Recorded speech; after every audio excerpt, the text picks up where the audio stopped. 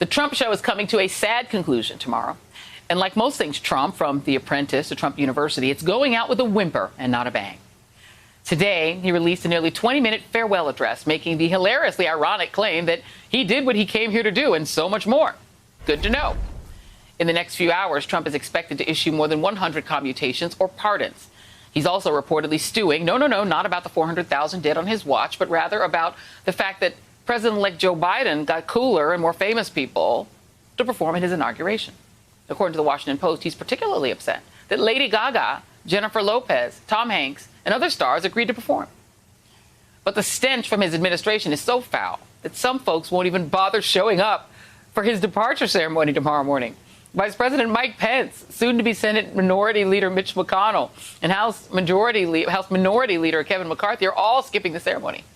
They're not alone. Many former Trump officials are suddenly busy washing their hair or combing their mustaches.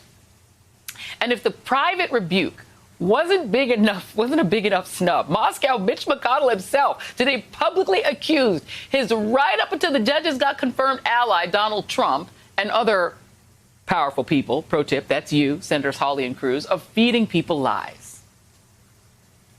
The mob was fed lies. They were provoked by the president and other powerful people. And they tried to use fear and violence to stop a specific proceeding of the first branch of the federal government, which they did not like. But we pressed on. We stood together and said an angry mob would not get veto power over the rule of law in our nation, not even for one night. For more, I'm joined by Ashley Parker, the brand new White House bureau chief for the Washington Post, and Michael Steele, former Republican National Committee chairman and friend of the show. Ashley Parker, first of all, congratulations on your new gig. You know what that means. You're going to have a lot of 7 o'clock. You're going to have a lot of 7 o'clock hours intruded upon by this very show. So thank you so much for being here. I am amused, I have to say, by this Trump going away party that no one wants to come to. It starts tomorrow morning at 8 a.m. They're so desperate for crowd. They're saying people can bring 5 additional guests. But everybody's saying no. John Kelly, no. John Bolton, no. Mitch McConnell, no. On and on and on, no. Even Mike Pence. What is the thinking inside the White House? Are they going to force, like, low-level staff to, like, put on a suit and tie and go so he can have a crowd, or what?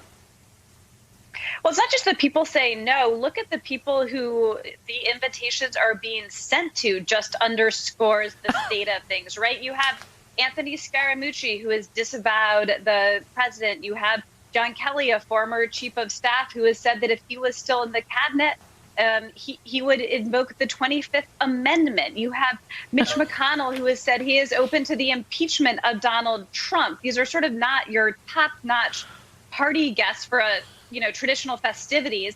And then they're saying no. I was talking to a senior White House official today who was saying they're not planning to attend either. This logic was a little bit different. It was, why would I stand in the freezing cold for many hours in advance to say goodbye to someone who I've been in the room with, hundreds of times over the course of this administration. Now, inside the White House, they do think people will show up, but there's certainly a kind of funny invite RSVP thing going on with who they're choosing and what the responses are coming in.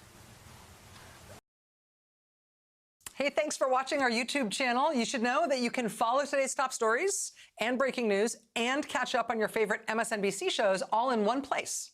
Download the NBC News app today.